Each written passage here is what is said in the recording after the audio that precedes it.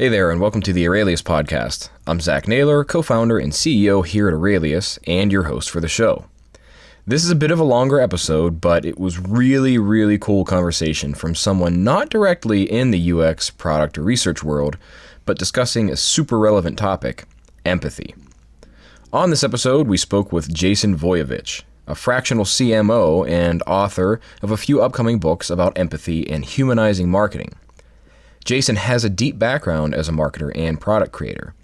He's had a ton of exposure to working with data in his professional life, and he's seen firsthand how quantitative data can help and hurt the decisions we make.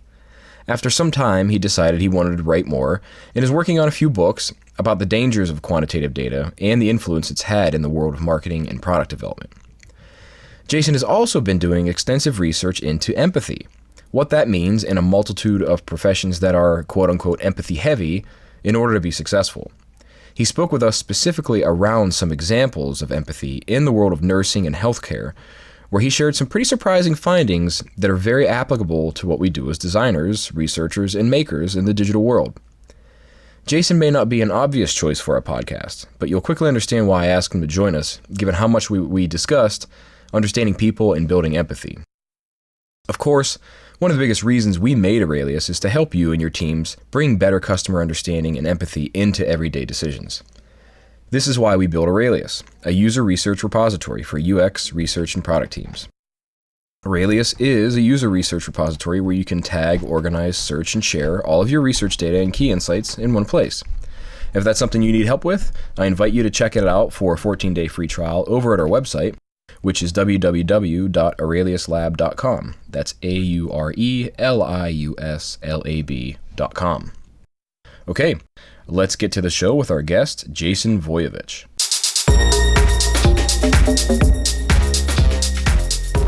Welcome to Aurelius Podcast, episode 34 with Jason Voiovich. He's a fractional CMO and an author of several upcoming books about humanizing consumerism and the surrounding topics therein of marketing and product. Jason, welcome to the show. Hey, thanks. Appreciate it, Zach. Good to be here. Absolutely. We're excited to have you. Some pretty interesting stuff that you're researching, writing about, but I'll let you sort of introduce that. And as is traditional fashion now in our show, ask you a little bit about like what's the work that you're doing right now? What are things you care about for those listening who may not have heard about you? No, that's a good question. I think, when we think about consumerism and marketing and design and, all of those issues coming up right now, there are a lot of folks writing and talking about data and how we understand behavioral economics and psychology. And there's a lot of great work being done there. But I feel, and my perspective is that pendulum swung a little bit too far in that direction. And there's so much, it's one of those things when you talk with a real scientist, not someone who talks about science, but a real scientist, and you really dig into what do they really know when they do a study.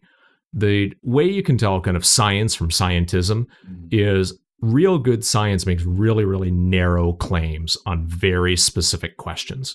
It's very, very tight. But scientism is taking that little bit of information and making it a big deal. Now, certainly there are things like prospect theory and other good, reliable psychological and behavioral economics stuff out there. But when we think about all of the little pieces of data that we're trying to make really big conclusions out of, it's just too complicated for that. And I think the pendulum has swung too far in the data direction. My mission, what I'm writing about, is putting some of the humanity back in that and taking more of a humanistic sort of approach. And what can we learn from the humanities? What can we learn from empathy? What can we learn from design that will help balance that out a little bit? So that's what I'm writing about. That's what I'm researching. I'm finding people a lot smarter than I am to help me through that. And the fractional chief marketing officer is how I pay the bills while I do that. So yeah, that's what I'm working on. Yeah, right on. I have a lot of questions I want to dig into based on what you just said there. But it's worth noting too that before we even go any further, we're very lucky. Jason lives here in Minneapolis. So we got to have him in person. That's not the most common occurrence necessarily with our show. So this is great. We get to have a chat in person this time. No, I like that too. It's Minneapolis is a beautiful town. Northeast Minneapolis, a great neighborhood, growing fast. A lot of really interesting things going on around here, and there's so much going on. Just for those of you who know the community, understand how fast it's growing, and understand all of the city planning and all of those things that have to go in, and actually reading about the struggles the city planners are having and the limits of the data that they can get on new housing developments and traffic patterns. And they've had to go and actually talk with people like us who live here to find out what is really going on inside our heads. And I've been interviewed a couple of times, moving into the Northeast Minneapolis neighborhoods, and it's been really interesting to hear the kind of questions about, oh, well, you must be a, millennial with this type of job and this type of dog at home. I said, well, actually, my wife and I are in our early 40s. We're empty nesters. We had our kids early. They're in college. We downsized. We sold our house in the suburbs. My wife's allergic to animals, so we can't have any, but dogs have essentially taken over our building. And it's so different to get that kind of perspective. You have such a richer discussion when you actually get to know people, and you see them as individual people versus, statistics that fill a city planning grid. Yeah. So on that note, I want to go back to something you said sort of as part of your introduction, the work you're doing, the research you're doing, and the things you're interested in.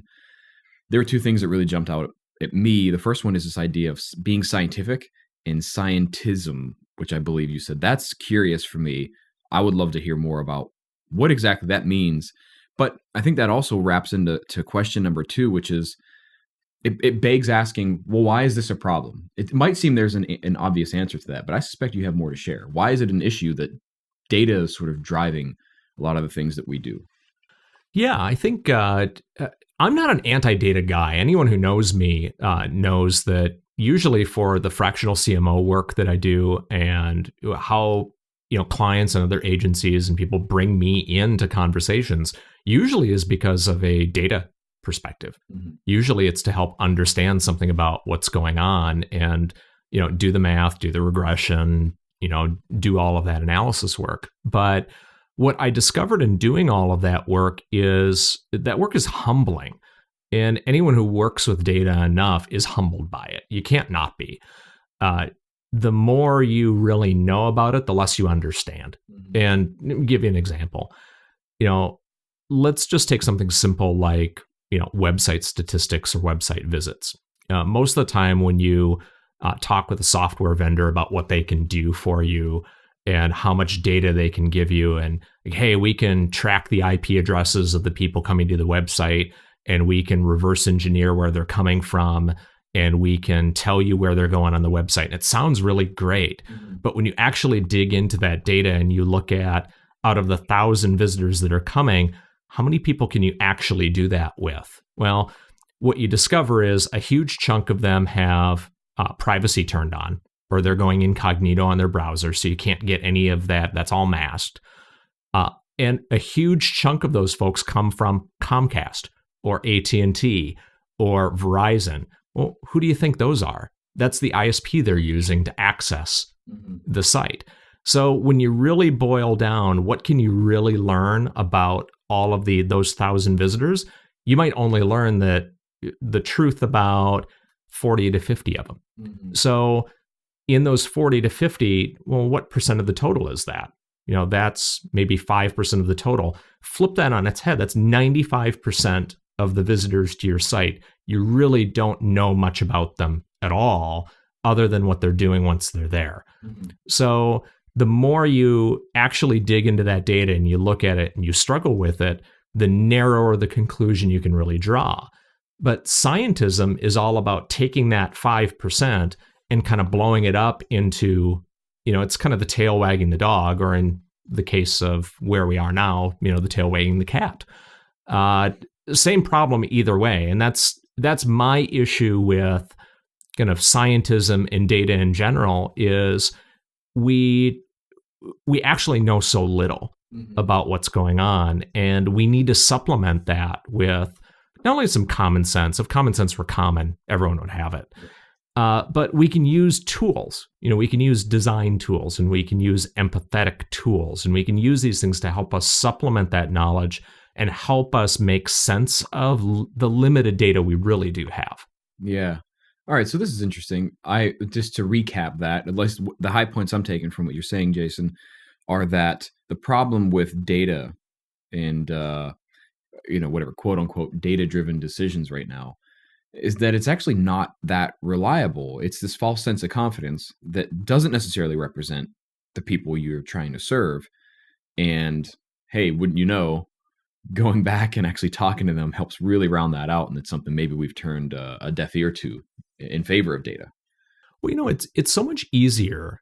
I've not only have I been on the agency side and the consulting side, but I've been on the other side of that too. I've been in the CMO's chair. I've been in, executive suites and, talked with CMOs and CFOs. And it's really hard, if you want to talk about, here's the idea we have about these customers, and it seems fuzzy and it seems contradictory and it seems complex. And that's how people really are. They're complex, they're fuzzy, they do weird shit. That's what people do. Right. But most of them, if you think about, well, where do most CEOs and CFOs come from? What's their background? They're usually operations people or they're finance people. And if you think about, well, what makes them feel secure and feel safe? It's things that are measurable and discrete and specific. So if you run a shop floor or a manufacturing environment, there isn't a whole lot of fuzzy in there. At least there shouldn't be. So you can measure pretty much everything in there, and that's what Six Sigma is all about. So measure, improve. It's a wonderful idea. It works really well for variables you can control, and works really poorly or a lot less well. Not poorly, but a lot less well, and it gives you a lot less certainty with people who don't need to do what you think they should do, or as soon as you think they're doing something, know that you're doing that and do something else just to kind of screw with you. Fascinating. Okay, so you've been doing a lot of research about this. I suspect you have some ideas how we turn this around. Yeah, I've learned a ton. It's like I said, if learning about data was humbling, learning about empathy and learning about how to be a humanist was even more humbling. One of the first threads that I went down was understanding, well, why is empathy, if empathy is the answer to that, and that's a way to help us, and as marketing folks and advertising people, and my whole family were designers, entrepreneurs, advertising folks, artists. So I've got a lot of training in this and a lot of kind of family experience. We're a very empathetic family. And I started to wonder, well, why is empathy such hard work? It is emotionally really, really hard work to see something honestly from another person's point of view, and to really, truly listen is a very active process, not a passive one. And that's where people get listening wrong all the time. Listening is a lot harder than talking. So I thought, well, why is it hard work, and why are so many advertising people burning out and leaving? Why are so many designers burning out and leaving the field and doing something else? And, so I was researching, well, what fields really struggle with that? And I came across some research from Dr. Sherry Chesak at the Mayo Clinic. She is great, by the way. If you guys have the opportunity to meet her, she's the head of nursing clinical research at Mayo. She has been very generous with her time. She met with me a couple of years ago on a very, very cold January day. A very generous person. Exactly what you'd think of when you think of a nurse. Friendly, unassuming, and smarter than 8 of me put together.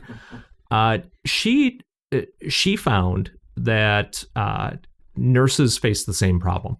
If you think about nurses, they are the ultimate in empathy. a designer or an advertising person is empathetic, sure, but we're trying to sell you something. That's our job. Right. Okay.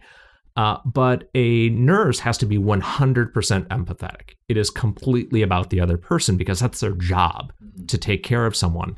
What they found out was they were finding the same burnout rate in first-year nursing students that we find in first-year advertising professionals.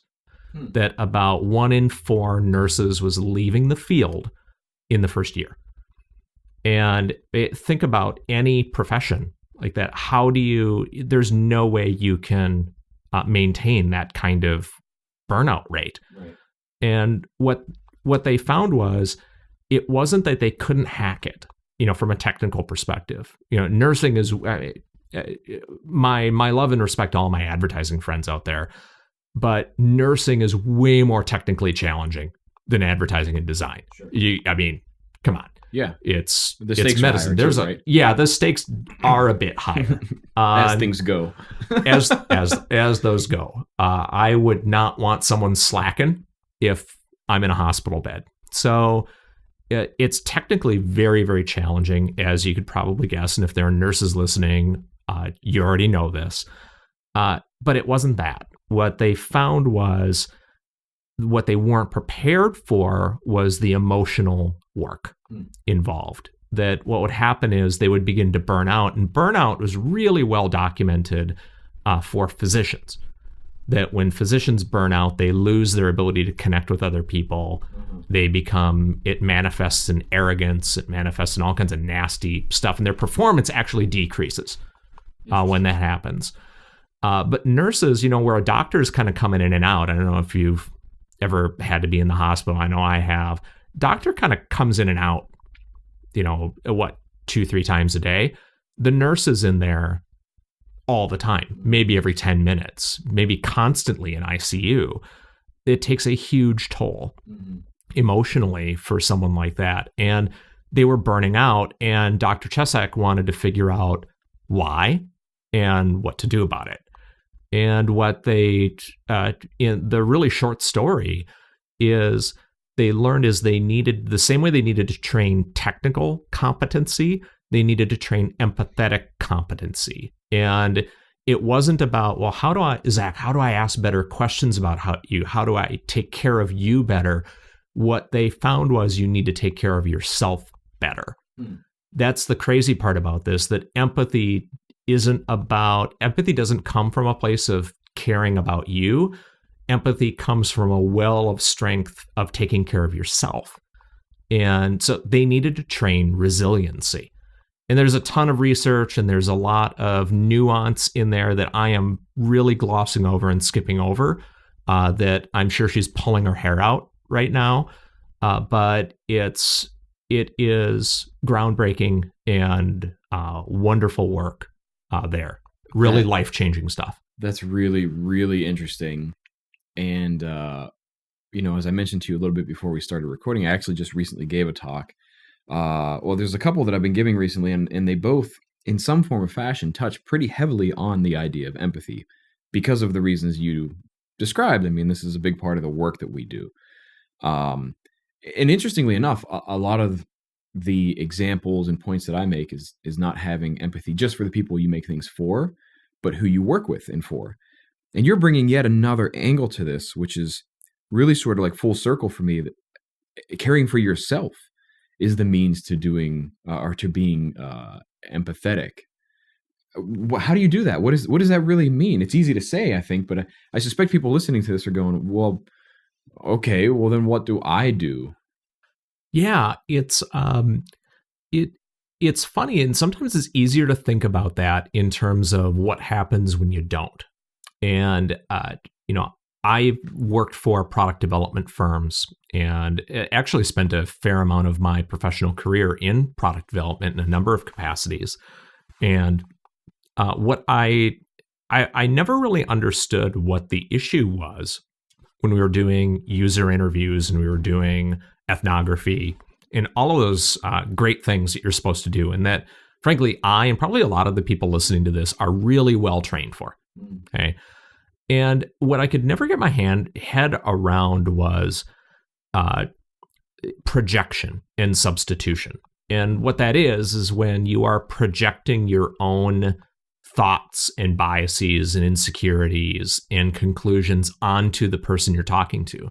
Because you can't, now a true designer, someone who's really well trained, is going to always keep asking questions and keep asking questions and keep asking questions, but that doesn't fix it. Okay. That doesn't, in the process of asking a question, you're making an assumption about what the answer might be.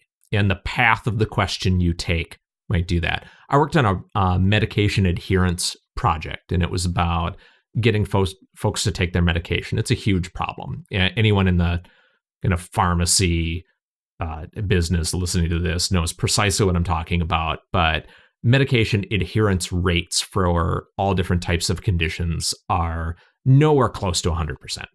How many people take all the antibiotics in the bottle, even though they were told about 8 times before they left that they were supposed to take all of them? Most people don't. Well, in the process of developing this product and asking and answering the questions, when I would look at the transcripts, what I realized was the lines of questioning we were going down were pretty heavily influenced by the relationship that the interviewer had with her or his parents, and what that relationship was like of helping them. Like, what was your mom or dad's experience taking meds? And we can't separate ourselves from, there's no, it's kind of a scientific impossibility to, not change something that you are, that you're trying to measure. You can't take yourself out of it. But it's so easy to have, to kind of project our own thoughts, emotions, feelings onto the other person. And well, who could do that better than other folks? And what I learned was, in doing lots of the research after I talked with Dr. Chesak, was that folks who had better kind of resiliency and self-confidence and understood their own biases better and did a lot of that self-reflection and introspection were better able to recognize when they were doing that and could correct it. So, her research really focuses on, she uses the aircraft metaphor. The first thing she said to me is just like, well, this can be really hard to understand, but think of it this way. What does the flight attendant always tell you when you get on the plane? Put on your own mask before you help someone else. You can't help someone else unless you help yourself first. And she and Dr. Amit Sood at the Mayo Clinic as well, who runs the overall group there, they work on stress management and resiliency and gratitude exercises, and really learning how to take care of yourself. The more secure you are, the more empathetic you can be. So in your case, Zach, when you think about, hey, you've got to think about who you're designing for, the people you're working with, I would encourage the people listening, the research is pretty clear. You got to do both of those things. And you also have to think about you as the designer. How are you taking care of yourself? Because the better you do that, the better you'll be able to see what the need really is. And better able to, if I'm in a really good, secure place, I can listen better to someone else because I don't have the insecurities in the way. Yeah. Am I making sense? This definitely does make sense. It's just the thing that pops into my head then is, this is pretty big stuff. This isn't anything that I've heard anybody talk about that should be done to, because what you're talking about here, I'll just take a step back. What you're talking about here is like everybody taking care of themselves to really take care of each other. That's like the high level theme I hear here, right? Yes. And so the thing is there, like this goes far beyond just how do we do better research? How do we build better stuff? This is like, how do you treat yourself and understand yourself better as a means to then become the servant and companion in the world that you can be?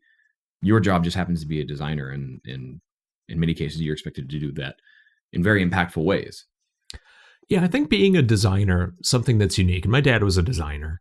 I don't have, his talent in that, but I work with a lot of designers, and I consider myself an artist and a writer in that way. And I think it's easy in those fields because those are high empathy fields.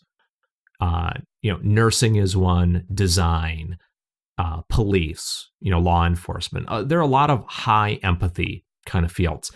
That's where you tend to see it first. And I think we're kind of on the front lines of that fight, where if we can't do it, the chances of your average, accountant being able to do it are a lot lower. So I feel like we need to lead the way in really understanding that better and better and taking care of ourselves better and better to show other people that it can be done and kind of lead the way. Because I think, bringing it up a level, and I think it's, it makes sense to do that. One thing that I've noticed, and gosh, you'd have to be under a rock not to, is that just how much anger and rage and frustration there is in our culture right now. I'm a subscriber to the New York Times. You hit CNN, or I'm in the gym and there's Fox News on, and you can't help, spend 10 minutes on the New York Times, spend 10 minutes watching Fox News, whichever, whether you're right or left, you could do the opposite thing, like do both. There's no way you could not feel that anger and that rage and that frustration kind of wash over you. And when you're done, those programs and that media they make you mad. It's kind of what they're there to do, because they figured out a long time ago, that's what gets them clicks, it's what keeps viewers engaged. But sort of to blame them is a bit of a red herring. It's not their fault. It's that they are reflecting what we are right now. That it's, how else do you explain, the movement going on? Justifiable rage and anger, but so much rage and anger that those things are the enemies of the empathy. They're the enemies of us understanding other people, because when we feel that, think about this. If you've been in a user research project and you're doing an interview with someone and you're mad and you're frustrated and you're angry, let's say you're driving to the interview, you're going to do some ethnography, you're driving to the person's house, traffic was bad, you're listening to Fox News on the way, and you're all whipped up, and you get there. Are you really going to show up for that interview? Are you really going to show up for that conversation? And the answer is like, well, yeah, I'm a pro. I can do it. I can be there. I'm going to tell you what we do know from the research tells us you can't, and you won't do as good a job. And I think it's more than just design. I mean, think about all the different aspects of your life. You come home and you're angry and you're all whipped up about something. Are you a good husband, son, father, brother, wife, girlfriend, daughter? No, probably not.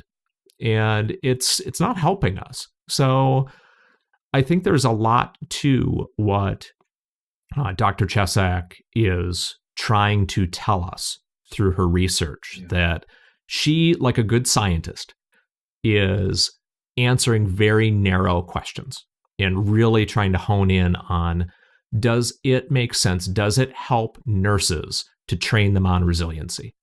But, I am not bound. I'm not a scientist. So and I recognize that I am performing a little bit of scientism by doing this. I'm taking something small and seeing how much bigger I can make it. And I recognize that. But I think it's important. It's an important discussion to have. And I have a feeling that folks listening to this are probably spinning around in their head, hey, holy crap, I just haven't thought of it that way before. Yeah. Because I know I hadn't. Yeah. I certainly haven't either. And that's why this is a pretty intriguing conversation to me. the one thing that kind of just came into my mind too, as you were sharing some of that, Jason, was we started this by talking about data. And so how does that come back into this, right? Where taking care of yourself, and like, how did we get so far away? Is it because our focus, or that pursuit and a false sense of confidence in data? I think so. I think there's a lot to it. I don't think there's one answer there. But, if you think about it and you kind of follow the path on, you follow the data path, and it's not a bad path, but it's not what people expect. People expect that when they learn more and more and they get more and more data, that they will have more and more certainty. Mm-hmm. And that's a comforting thing. Most people want certainty in their lives. And many professions, marketing included, marketing has undergone in the past decade probably the biggest data-driven revolution of almost any field. If you are not well-versed in data analysis and statistics and quantitative reasoning, the chances of you having a career in marketing in the next 10 years are next to zero. You're just not going to be able to have one. That's not a bad thing, by the way. There's that old saying that, half of my advertising works, half of it doesn't. I just wish I knew which was which. Well, the data revolution said, if I just collect more and more data and I know more and more about it, I will understand the answer to that question better and better. Mm-hmm. And that because, if I don't know the answer to the question, it's because I failed from a data perspective, that there's something wrong with my approach if I can't measure ROI. There's an article on LinkedIn just today that I read on the way over here that said, something like 50% of marketing and communications people either cannot or will not measure ROI. So their CEOs are turning to purchasing, procurement, and finance to help them do that. Well, think about that. That sucks from a communicator or marketing and artist's point of view, that, okay, I must be failing at that. And I talk with a lot of marketing folks who admit privately to me that they really feel like they're failing at that. And it's not, I argue it's not their fault. It's just a matter of not really understanding the scientific process and the data-driven process, that the more you understand, or, the more data you collect, the less you may understand, not the more you might understand.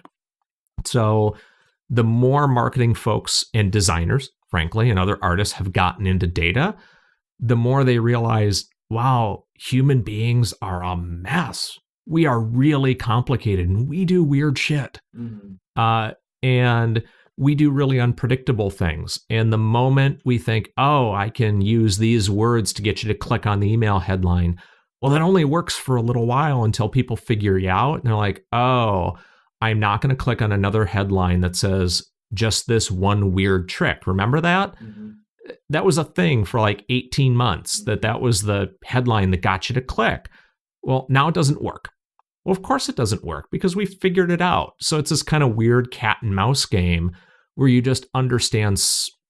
It's so hard to get to the point where you really understand all of the nuances of what makes people tick.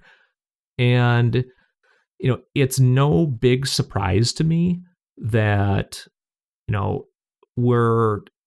we don't have that same kind of self-confidence in our own skills that we did maybe 20 years ago. And maybe back then there was a bit of a false confidence that we thought we knew more than we did. Mm-hmm. And now the data pendulum has swung the other way. And now we are very aware of our own ignorance. Mm-hmm. And that's causing a bit of a crisis of confidence. And when you think about that, and people don't feel very secure about their skills and they're burning out, well, how can I empathize? Which is at the core of design. It's at the core of advertising. It's at the core of marketing, is empathy.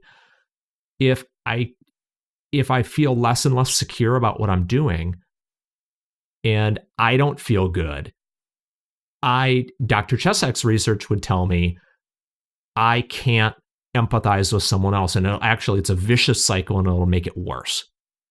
So when I think about data, I think marketing folks, designers, artists need to get better at understanding what data is and what its limits are, and how to use it as a tool and not let it consume them. Kind of learn the same way that scientists learn. And I think they would do well for themselves not to talk with other software folks and other scientismists, but actually talk with real scientists and talk with them about, well, how do you handle the uncertainty? How do you handle how little you really know about something? And because, those folks, the hard scientists, have had hundreds of years to figure out, no, we build on knowledge slowly over time.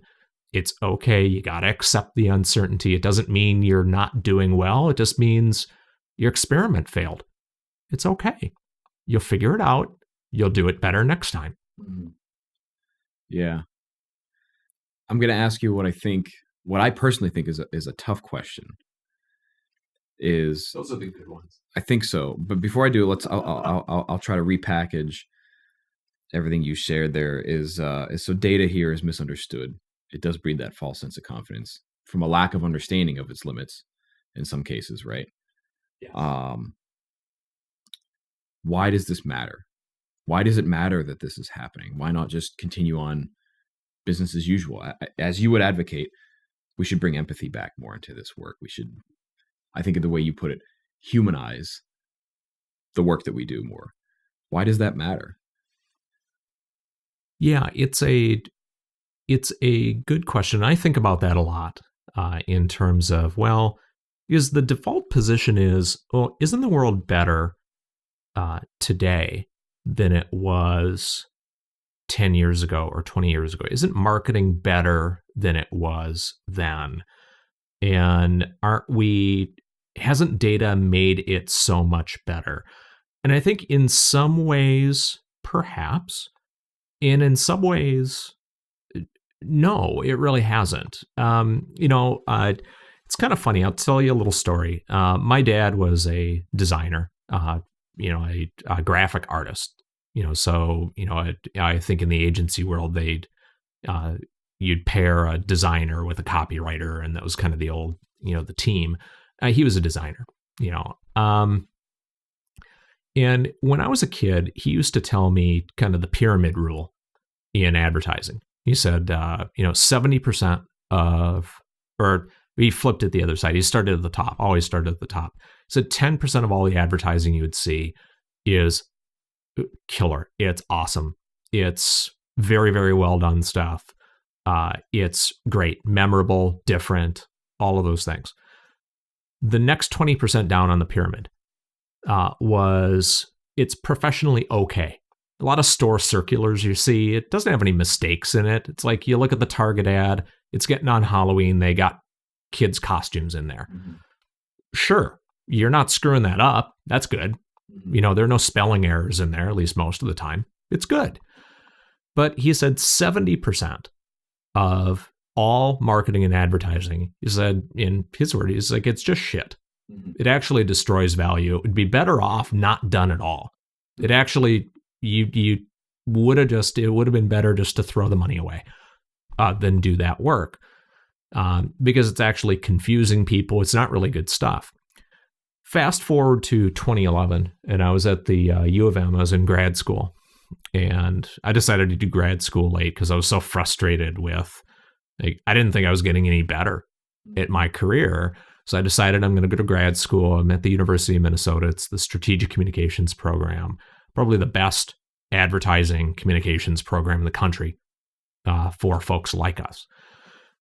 So I'm in there, and it was Dr. John Amy, retired now, fantastic guy. He drew a pyramid on the board, and he had 10% up at the top. That was good. 20% professionally okay, and then he had a better name than my dad for the bottom 70. He called it badvertising, which come on, that's good. It's good advertising.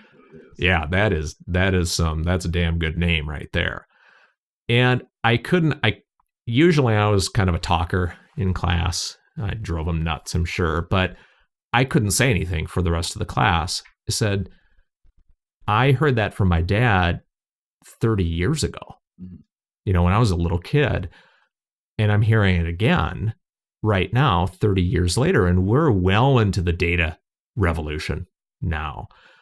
How could it be that 70% of what we do, a majority, and you could quibble about the number. The number's not important. It just says the majority of what we're doing in marketing and advertising, and I think in design, in a lot of fields, is just crap. How is that possible? And I thought, well, with all this data, with all this stuff we're doing, we're measuring so much more, we're optimizing, we're doing all this stuff. It's not working on a whole. I mean, well, why not? Well, if it's kind of the Hawthorne Effect, really, when you think about it, and that's that old idea that when you observe something, you change it. You cannot be an objective observer, and the more data we cannot collect data passively. By collecting data, we change the assumptions in the audience becomes more sophisticated, and they become better. And it is a bit of a cat and mouse. Marketing and design and advertising do not exist outside of the context of, there's a relationship there between the communicator and the audience, and it's a symbiotic sort of relationship.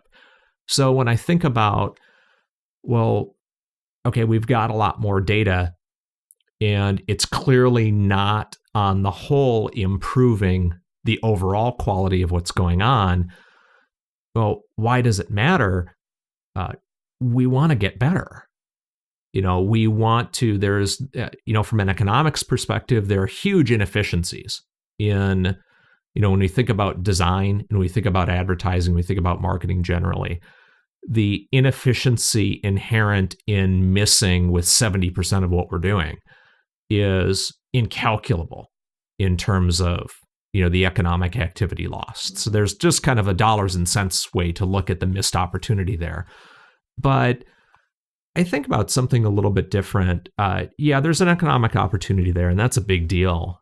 But when I think about the more we have focused on data in the past 10 years, and it could be correlation and not causation, but boy, when I think about how much we've ratcheted up the frustration and the anger and the rage and the self-doubt in that same amount of time, I have to think something's going on in terms of correlating those two things. That there's something about this kind of data-driven, fake news, clickbait sort of holes we're driving ourselves into that is not making things better, and we're less happy. And, it was so important to Thomas Jefferson. It was kind of one of the big three, right? Life, liberty, and the pursuit of, happiness. It's a big deal. And I think the biggest deal is we're becoming more and more unhappy. The more unhappy we are, the less able we are to do our jobs. And I think it's just the designers and the advertising folks who are just on the front end of it, because our jobs are so empathy heavy that we're going to be the first ones. The wave is going to hit us first. But it's coming for everybody. It's just going to hit it hits nurses. It hits caregivers. If you talk with anyone who's caring for an ailing parent, or, I've heard those ads, hey, if you're taking care of a parent, you're a caregiver. Heard those ads? I've heard those ads. It's hard work, and it's hitting them first, but it's coming for the rest of us. And I think we have a responsibility as people who are aware of it and who live, whose currency is empathy in terms of what we sell, what we do for a living. I think we have a responsibility to help change that. Big takeaway there is there's a lot of stuff that isn't very good. And it's because it probably lacks empathy. And that leads to anger and just a generally less productive society. Yeah, I think so. It's it's tough. It is a big question, and you ask it be a really difficult question. Well, why does it really matter? And is it self-evident that we should strive for happiness? Is that really a big deal? And it's like, oh man, here's another designer or artist talking to us about how we need to be happy. We just need to get our work done, and hard work is its own reward, and all those sort of good things. And hard to argue with that. I can't quantify that for people, but I can quantify what the research in a very limited way is telling us is that when we're not happy and we don't come from a secure place, we are less able to empathize with others. The less we're able to empathize with others, the poorer our design, advertising, marketing, some nursing is.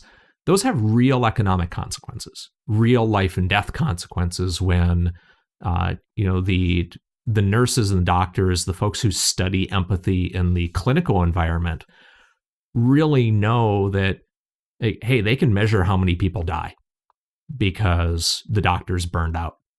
That's quantifiable.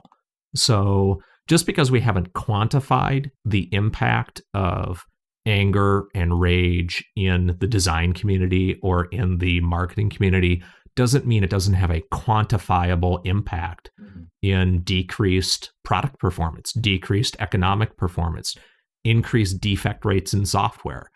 All of those sort of things have yet to be quantified, but that doesn't mean they are not real.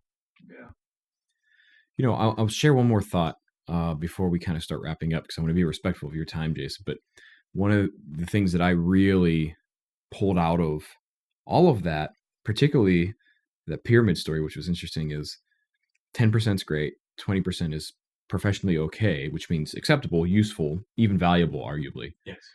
The other 70% is just shit, right? And it makes me wonder, I think there's a different view on it. Rather than saying, how do we improve that 70%? The flip side of that in my brain says, how do we just stop doing that 70%? Right? And then all of a sudden, we're not actually chasing after something that's A, not worth pursuing, and then B, has no direct positive benefit to society or the work that we do. It's kind of a crazy thought. I hadn't really thought of it that way, but let me follow on that for a second. I want to do a yes and with you. Wonderful improv technique, by the way. Learn it, people. Okay, so yes and. What if we stopped doing that? Well, why wouldn't we stop doing that? And that's not quite a yes and. I understand. Don't send me emails. I think, and this circles back to data. I hate to kind of rag on data. That's not the intent. But think about it. What does data require? What is kind of scientism and kind of this data focused? We're doing experimentation. We're doing, we're going to fail fast. We're going to throw a bunch of stuff at the wall. We're going to see what sticks. We're going to do all this stuff. So I'm going to run a pay-per-click campaign, and I'm going to try 50 variants of a particular, ad. Or I remember working on a project for a major retailer, and we did hundreds of variants on, online store. Where would you put a colored bar? What font would you use? All this stuff. And I thought to myself, when I heard you say, well, why don't we just stop doing the 70%? Well, the data approach, to this point has said, well, you can't stop doing that. That we need to just keep doing all this stuff. There's this bias for action and do, test, experiment. It's how you learn. You collect more, which means in advertising, design, marketing, you just got to keep doing stuff. And they do it in medicine too, by the way. And I just hadn't thought of it this way. I mean, how many tests are they running? How much stuff are they doing? And the other way to think about it is, can we just stop doing that? Boy, if we don't think the chances of that working are really low.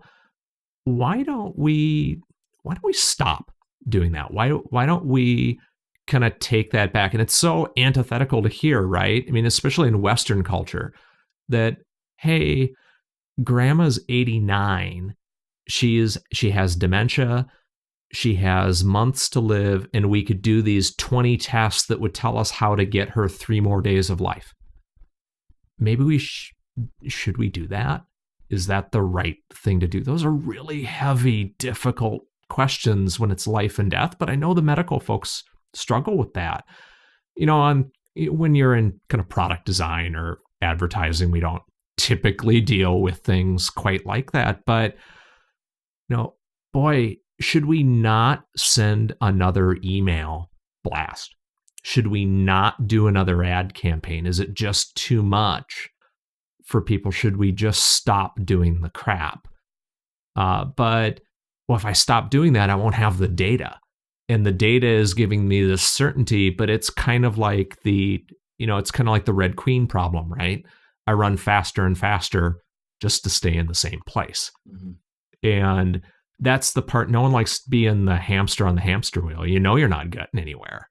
And that's kind of how, when I think about data and kind of scientism in kind of professionally applied in my field, I feel like it's a Red Queen problem. We are racing and racing faster and faster and faster just to stay in the same place. That's interesting. The only other thing I would add to that, so yes, and I wonder if the 70% of just shit work actually justifies the means to getting to the 10% that's really good. So if we were to stop doing the 70% that doesn't matter or isn't effective or isn't valuable, would that ever push growth to get to that effective 10%, that really good 10%? Because if only the 10% was happening, there's not enough learning to happen to continue the cycle to even allow for that 10% to have a future. Does that make sense? Yeah, and that's the intuitive part that I think that I'm not sure is true. When you see it, I'd ask us to think about when you see the 10% happen, whether that's in a product design or an ad campaign or patient care or whatever those kind of high empathy jobs are. When you see the 10%, they're learning inside of that 10%. Mm-hmm. It's not as though, hey, they're doing the 70% crap to get to the 10 that's good. No, when you see it, when you're on a project, and I've been on a few of these, and they're special in your career when you're on one, that, yeah, you might be having little failures along the way and you're learning a ton. You're doing little experiments here and there, but it's different than just throwing shit against the wall. Mm-hmm. It's not like that. And people who have been involved in great software development programs or in great ad campaigns or develop great products, that 10% is kind of a magical place where experimenting and learning absolutely happens inside that brilliance. So I'm not sure that we need to do the 70%. I'm not sure we need to wade around in the cesspool in order to learn where the edges of it are, especially when I think we know better, and that's where that humanism can help us. Where, yeah, if I had no empathy at all and I had no human skills on that side of the pendulum, and I had no idea where to start, then yeah, I probably have to shoot a whole bunch of bullets at the wall and hope something hits its target, because I don't know any better. But I think the human side of it can help us say, here's the big pile of crap over here in this 70%. Why don't you aim for the 30? And I think that's what the human side of it can really help us do. Help us just aim in the right place. It's not to say that you don't slip and you don't fall in the pool of crap. I know I have professionally, when I was aiming for the good stuff. But I think that's really the role of humanism in that is we can use data and we can use learning, we can use experimentation, we can use all our empathy tools to not have to worry about being over on that other side as much. If that's making sense at all. Sure. No, it does. The why empathy matters is that it helps separate the 70% from the 30%. That's the punchline there. So that's great. Jason, I want to be respectful of your time because we are certainly running up to the end of it. If I were to ask you, out of everything we discussed, what's one thing that people really ought to take away? What do you think that would be? Yeah, we kind of had a heavy talk, and anyone who's still sticking with us at this point, God bless you.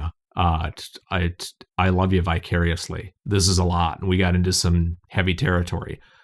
But I'm drawn to Dr. Chesak and her work, and I can't help but think, put on your own mask before helping others.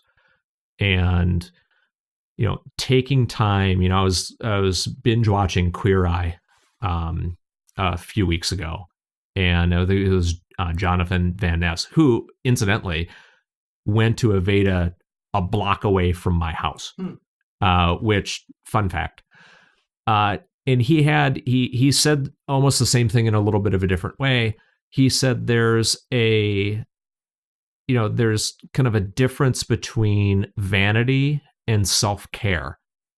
And their whole show is about self-care, self-respect, self-dignity, so that you can show up for others.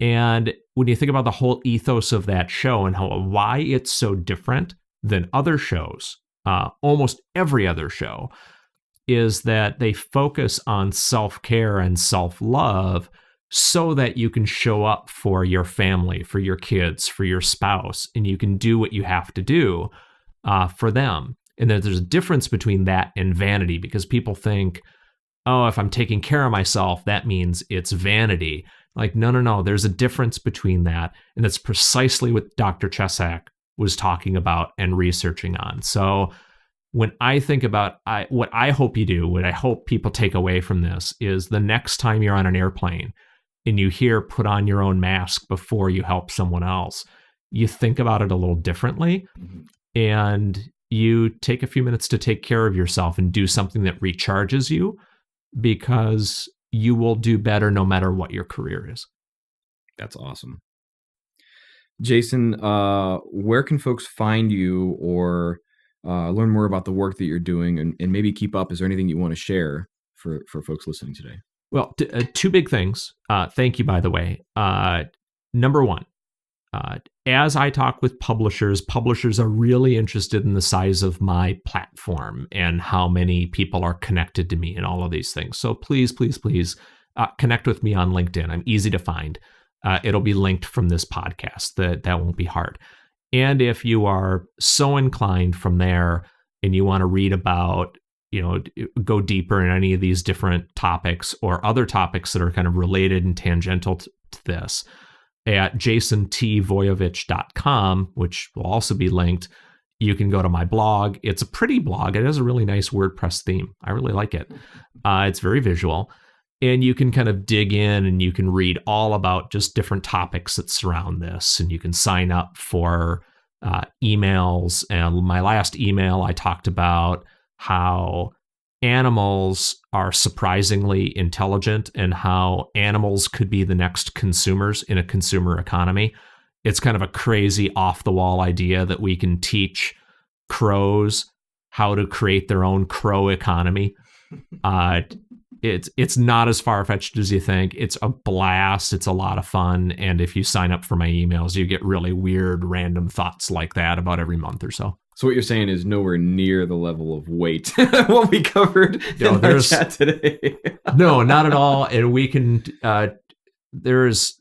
last thing. So if you're with us this far, you'll get some fun at the end. They say, well, how do we know that animals could be consumers? and this is just kind of a fun sidebar.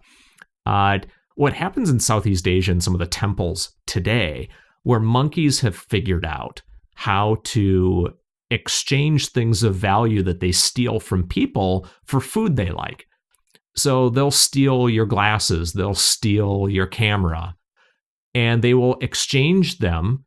You have to give them, candy bars or chips. And if you give them something, you try to give them a piece of fruit, they'll throw the fruit back at you because they know you've got candy bars. Some of the monkeys have learned how to find change on the floor and figured out how the vending machines worked. So in one experiment, and this is a famous one, you can Google this one, they taught a group of rhesus monkeys, I believe, the value of money, and they had the monkeys in their cages and they gave them coins and kind of associated the coins with food and with value. Well, they had to shut down the experiment because it got freaky in a hurry. And the monkeys figured out the second oldest profession within a month. And what I found funny was like, we had to shut down the experiment. And I actually read the notes, and they didn't shut it down immediately. They kind of let it be freaky for a little while to collect that data. And that's how you know that researchers are kind of fun people. So that's maybe the other takeaway is meet a scientist and talk with them. They're probably a whole lot of fun. Oh, man. Yeah, let me tell you what, that was a real gem if you have made it this far. Jason, thank you very much for taking your time and having this conversation with us today. You're welcome. Thank you very much, Zach. I appreciate it. Definitely. All right, everybody, we will see you next time. If you enjoyed this episode, consider leaving us a rating on iTunes or wherever it is that you listen to our podcast. And also, you can fill out our podcast survey, where you can let us know if someone awesome that we should have on the show, and even tell us about the things you would want to hear about, topics that are interesting for you. You can check that out in the show notes or on our website. Thanks for listening to the Aurelius Podcast, the show where we talk with brilliant minds about user research, UX design, and building great products that meet the needs of real people and what you learned about them. Aurelius is a user research and insights tool for design and product teams. Aurelius helps you add, tag, organize, search, and share all of your user research notes and customer feedback insights to figure out what you learned faster and easier than ever before, so you can make awesome designs, products, and features. Check us out for a free trial at aureliuslab.com. That is AURELIUSLAB.com. Or find us on Twitter at AureliusLab. We'll see you next time.